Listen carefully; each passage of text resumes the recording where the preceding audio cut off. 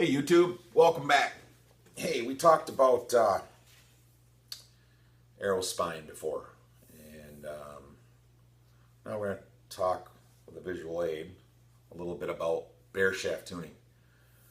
Okay, and first I want to clear up a few things.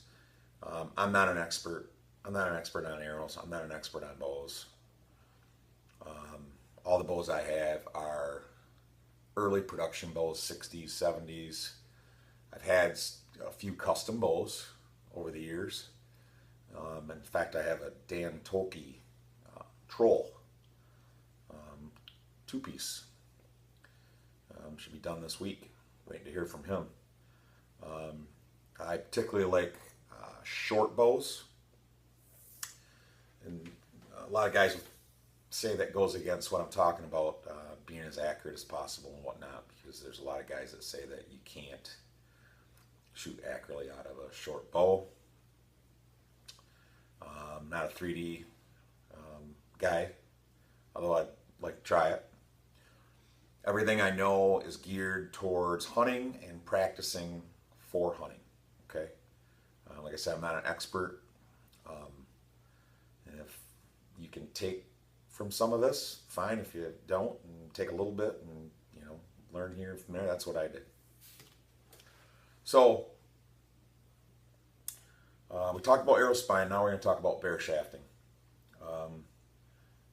Before you bear shaft, determine what the draw weight of the bow and what shaft you want to start with, what spine you want to start with. Let's say a guy's coming over, he's got a 42-pound bow, and he's drawing 28 inches, and I'm thinking 600 spine, okay? I take a bear shaft 600 spine, I put a standard tip in it, or a heavier tip, we'll talk about that, and we'll put that tip, this little trick helps, we'll put the tip on the knock end. The arrow doesn't know what difference, what end is what. It's just that if you have some crusting from the factory and you want to keep that intact, this is just the easier way of cutting down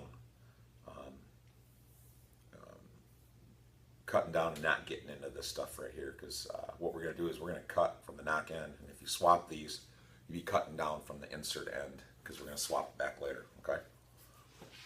When you put a wrap on there and fletching, you don't want that going down into your crusting or labeling and whatnot. Okay, so we're going to swap that around, and so we have a knock, we have a shaft, we have an insert, and we have a tip. And we certainly want a bear shaft tune with a tip that's equal to what this guy is going to use for broadheads, because we're talking about hunting purposes. Although this translates into spine is spine and bear shaft tuning is bear shaft tuning. So we're going to I'm going to take that full length, and we're going to take a couple shots into our target. Your weakness or stiffness of your arrow is going to show at 5 yards, pretty much the same as it's going to show at 10 yards, 15 yards. I suggest 5 to 10 yards to start with. If it's way too stiff or way too weak, you're going to take the chance of not hitting your target at all. When you broadhead tune, then you want to get back farther, at least hunting distance. So I'm going to take a couple shots, right? A lot of guys say it's good to start with a weak arrow. It's easier to stiffen a weak arrow than it is to weaken a stiff arrow, and that's kind of true and kind of not, I think. But let's say we're going to start with a 600 spine. He's going to shoot it from his bow, and I want him to shoot it, a couple times. I might even shoot it for him, because we want a consistent reading. So a weak spine is going to flex around the riser. A stiff spine is going to, your knock end is going to kind of bounce off your riser. So a weak arrow on a right-handed shooter is going to show like that. And this is kind of overcompensating, dramatizing, but You know, not really. Sometimes it can show that, you know, that weak. So the arrow, if you slow it down, that arrow is actually traveling through the air. It's, you know, it's flexing when it first comes out of that bow. Archer's paradox. It flexes, and then the fletching straightens it out. But if you were to slow it down, that arrow is actually traveling through the air.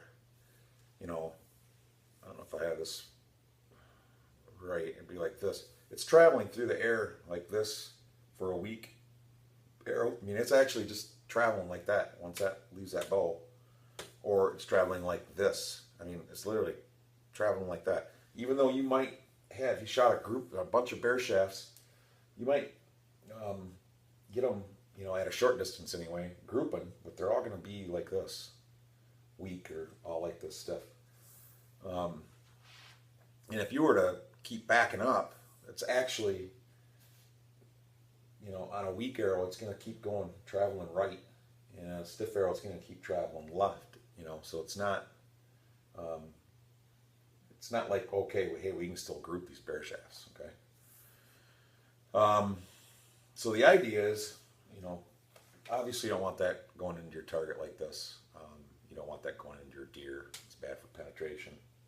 And like I said, you're just not going to group, even when you're fletched. You know, you're not going to group that great. Fletching does wonders, though, I'm going to tell you. But the idea here is getting your arrow to fly as perfect as it can without fletching. Okay, that's the whole idea, to make it that much better when you fletch it. That's what bear shaft tuning is all about. So, weak arrow. What we can do is, this is full length. We can start cutting down, and I suggest 1/4 inch at a time. 1/8 inch, I mean, I'd be cutting all day. We want to cut it 1/4 inch, put our knockback in, shoot it again. And you're going to see this arrow, every time you cut that 1/4 inch, you're going to see it straightening out, okay? Your goal is to have it perfectly straight. The problem is you can only cut so much off that shaft. You want 1 inch. I prefer 2 inches. Beyond your shelf, you might discover back tension or better form, and you get more draw length, which is a good thing. So, you know, we might only get like this, you know. And there's a couple things we can do. We can start over again with a stiffer shaft. And if it's showing too stiff, we can add point weight. But you know, you might have 4 inches or 5 inches of arrow sticking off the end of your shelf, and we don't want that. So we could go down.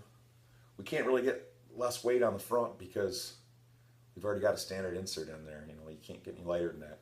We can lighten up on this, on the tip.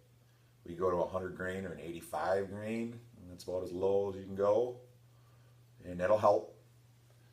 But like I said, we're not looking for perfection. We're just looking, you know, to get as close as we can. So if you're slightly weak, what I do is I just fletch it up and say, hey, you're good to go. We did our part. We did as much as we could.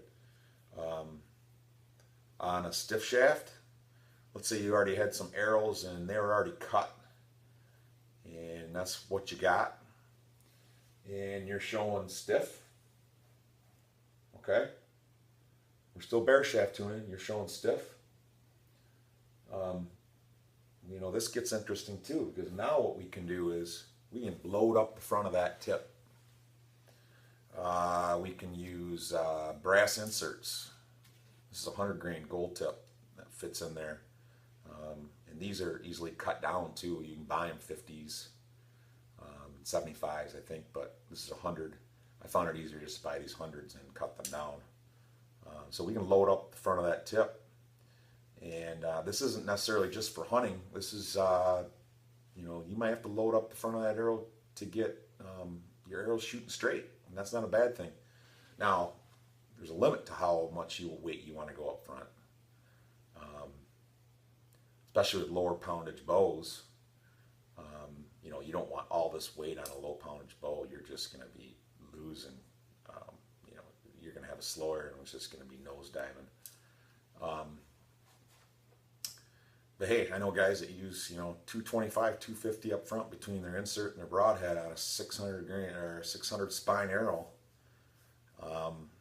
Maybe they're hunting over bait, or they know that their shots are only going to be 10 to 15 yards, and they got that. They're traveling slow, but boy, you got that kinetic energy, and you got that front of center weight, FOC, what they call it, and we can talk about that later. But all that is loading up the front of your arrow to get some more kinetic energy, and so you can load up the front of that arrow, and you're going to do fine hunting wise. Okay. So, stiff arrow, adding weight to weaken the spine. A weak arrow, cutting the arrow to make it more stiff, because the more you cut down an arrow, the stiffer it's going to get, to get that arrow flying as straight as possible. Okay? And once you found that, and you're in the ballpark, fletch those suckers up and start shooting. Okay? You're gonna be a lot better.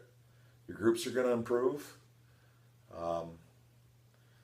Now it's fun to experiment with bows. A 42-pound Red Wing Hunter might shoot completely different than a 42-pound Bear Kodiak Magnum.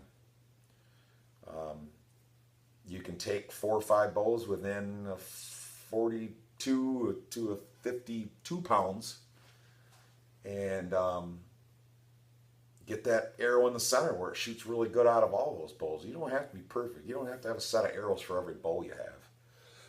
The goal here is just to use this technique to get your arrows, in the ballpark and shooting as straight as possible. Okay. Let's talk about grains per inch. We talked about a little bit. Grains per inch, is how heavy your arrow is without any other weight. Bow manufacturers say 6 or 7 minimum, because the lighter your arrow is, it's like dry firing your bow basically, and you don't want to ruin your bow. And a lighter arrow is louder out of a bow. A heavier arrow is quieter. Us guys tend to think, we want a heavy, stiff arrow, and so they'll put a 400 or a 340 spine arrow and shoot it out of a 40 to 45 pound bow. Big mistake, in my opinion. Big mistake. Like I said, you're doing the opposite. You're not going to get real tight groups. Heavy and stiff is not necessarily the answer.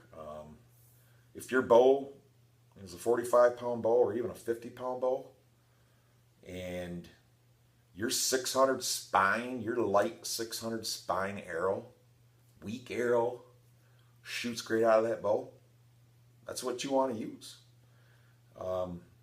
Tons of guys using 600 spine arrows for hunting. Don't let anybody tell you different. That's what I use. 50-pound Bear Kodiak Magnum is my go-to bow for hunting, and what I use is a 600 spine, gold tip traditional. I do use a 100 grain insert and a 125 grain broadhead, 2-blade. So I've got 225 grains up front, and I'm 15 to 20 yard. That's right around the range, if not closer. And they shoot like darts. And don't fall into that, 600, that's way too, it's not. And if you think you can't get any weight out of arrows, you're wrong too, because gold tip, especially these gold tip 600s, I think I don't have my glasses on right now, and I don't think it's labeled here, but a target 600 spine arrow might be only 5 or 6 grains per inch. These are like 7 to 8, and now Gold Tip has a classic XT out. They have a 600 spine arrow that's close to 11 grains per inch, so you can get a heavy hunter arrow out of a 600 spine arrow, and that's why they make them. They know that people are using 600 spines out of 40 to 50 pound bows, and they need them. There's a lot of arrows that don't even go under 500 spine. They're 500 or stiffer. So they're out there, and don't get locked into thinking you need you might want a heavier arrow for hunting, but you don't want a stiffer arrow per se. You want an arrow that shoots the best out of your bow. Okay. So that's it for bear shaft tuning. If I've left anything out, please include it.